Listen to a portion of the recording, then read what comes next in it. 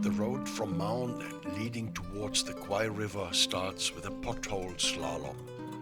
After approximately 30 kilometers, it turns into a dirt road, which has never been in a good condition. Botswana's economy is largely dependent on the sale of diamonds. The demand for diamonds has substantially dropped internationally, causing budget constraints. There's no money for investing in such a minor dirt road, although this is, after all, the access to the most important national parks of the country. The tracks in the game viewing area are in a much better condition. Limited usage at modest speeds are the reason. While I am carefully negotiating this dirt road in search for less corrugated portions, I can see vehicles driving past are traveling at a very high speed, and one can only get the impression that the drivers are paid for destroying those vehicles. 3 years ago, I visited this area with my little pensioner jet, flying right across the length of South Africa and Botswana. A formidable performance of this little racer, if one considers that South Africa and Botswana combined are double the size of Germany and France put together.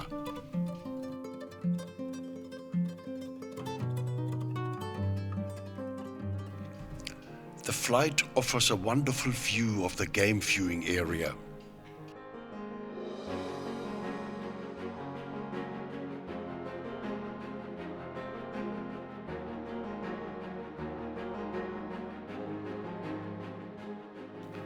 One can see nicely the impact such a river has on an otherwise dry semi-desert.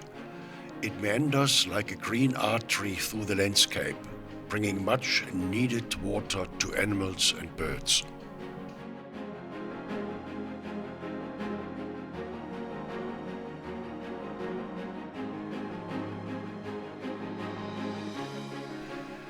Landing then at Maun after crossing the Okavango Delta.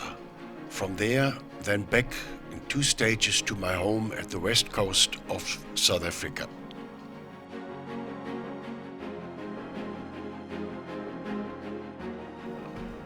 A warning sign that one would not easily see anywhere in Europe.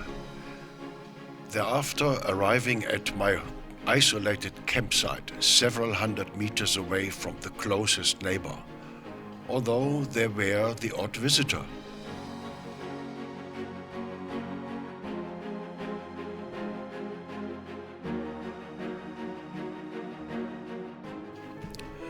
If spotting and filming is the intention, then one likes the birds as close as possible, preferably on the ground. A small donation of my daily breakfast muesli does the trick.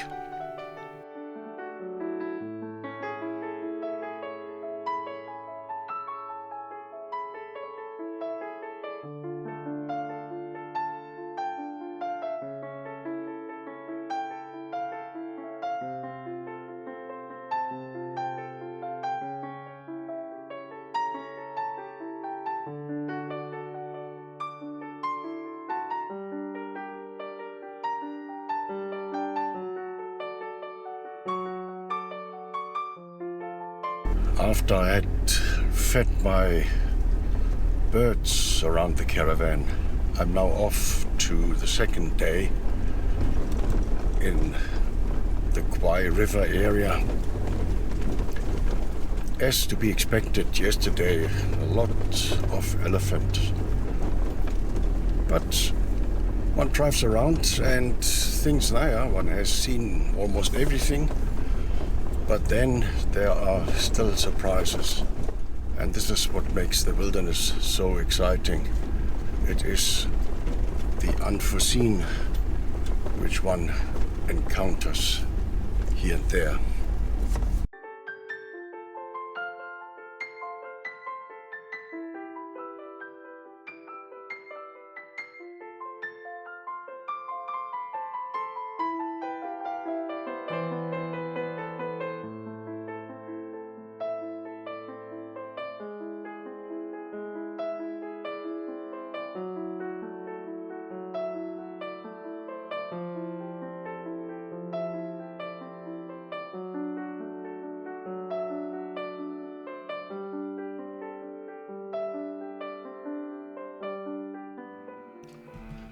blue wildebeest are typical herd animals. In the Serengeti, they occur in the 100,000. Good to see the black stripes and the dark hide.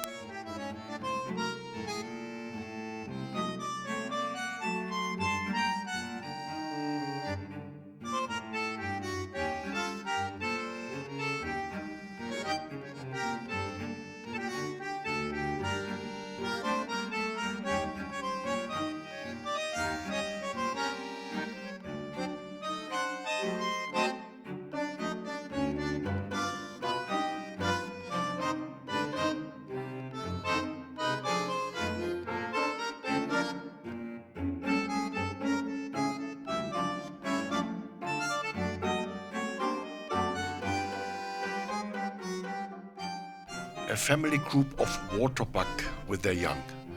The round circle on their backside is typical for the southern variant of this animal. Already north of the Zambezi River in Zambia, one finds the Defasa waterbuck, which on its backside shows a triangle filled with white hair, the corner of which is pointing downward. The stripe pattern on the backside of an impala reminds one of the capital letter M, like Mike. Some people therefore referring jokingly to the impala as the McDonald's buck.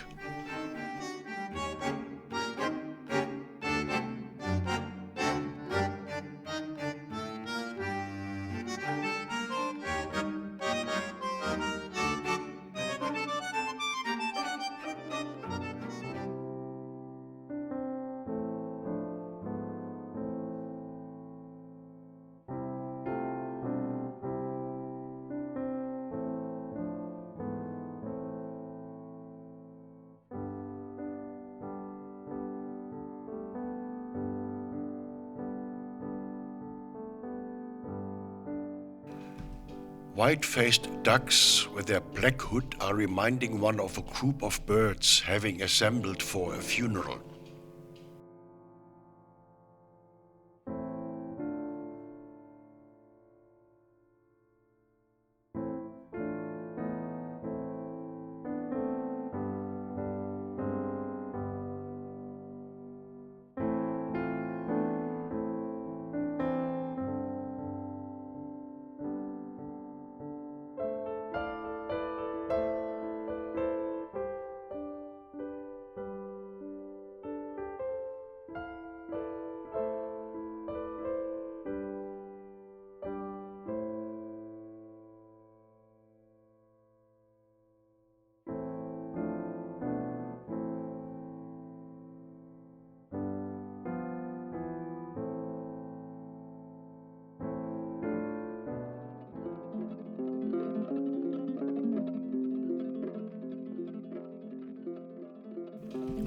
Zebras do not mind that oxpeckers are enjoying a free ride on their backs. Somehow they know that these birds are beneficial, removing ticks and other parasites off their hide.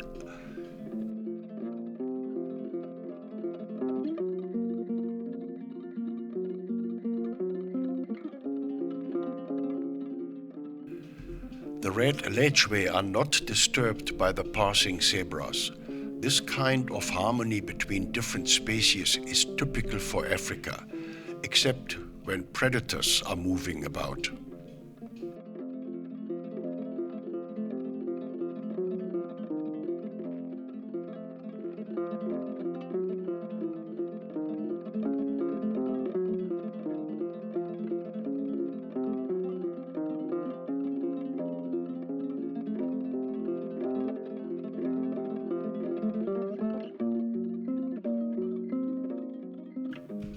Also, impalas live peacefully next to the blue wildebeest.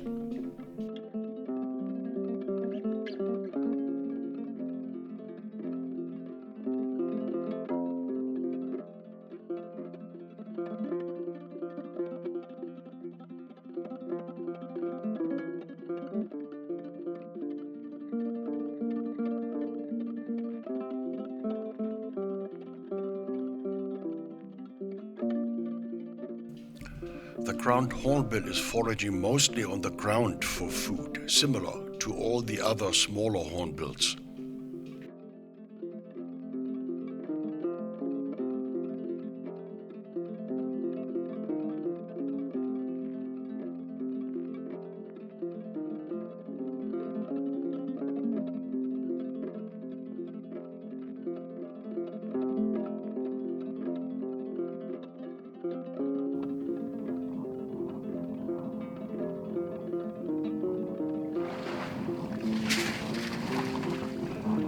Covering with mud serves as a protection against sun and also against parasites.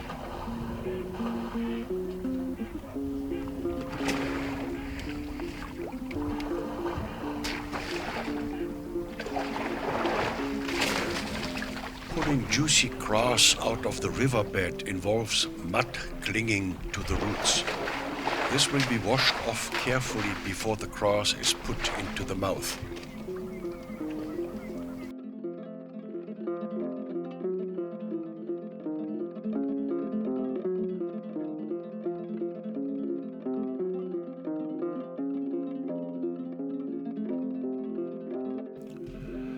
The bull crosses the river to the other side. It allows gauging the depth of the water.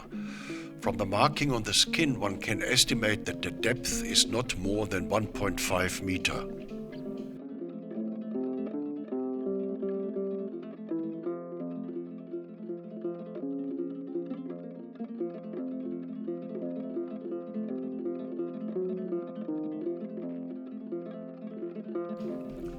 Standing in the water and still drinking milk from the mother is the ultimate of luxury.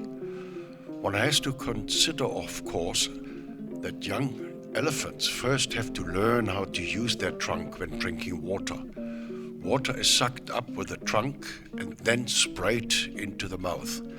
Drinking milk from the mother happens with the mouth and not by using the trunk.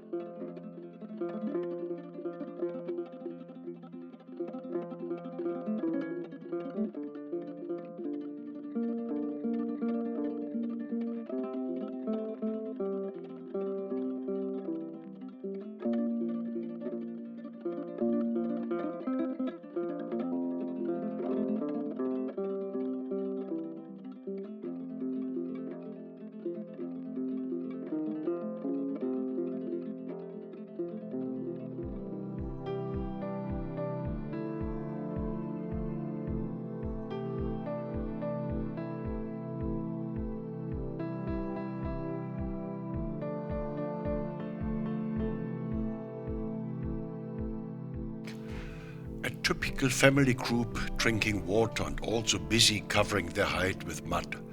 On top of the mud, very often a layer of sand or dust is applied.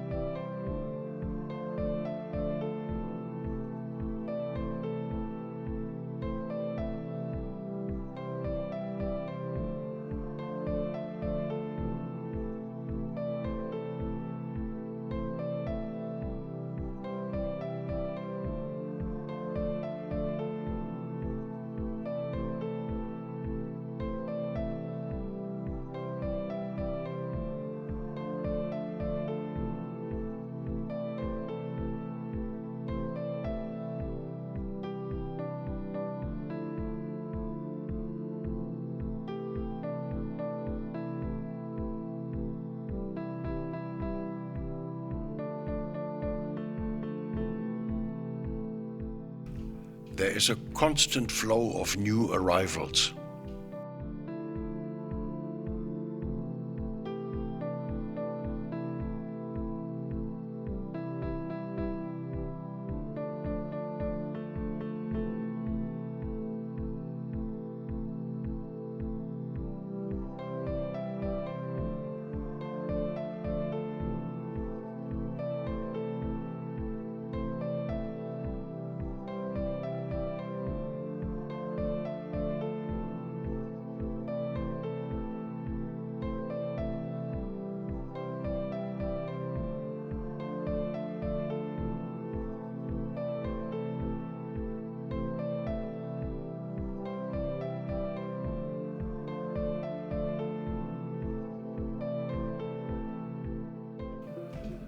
An effective method of applying a layer of sand is to wallow in the sand.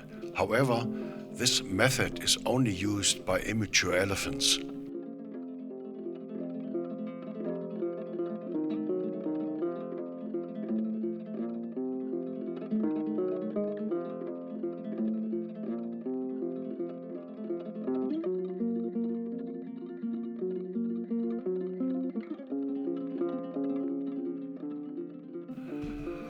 Also, playing in the water and diving under the water is mostly restricted to sub-adult elephants. Rarely one sees adult elephants getting involved in this game.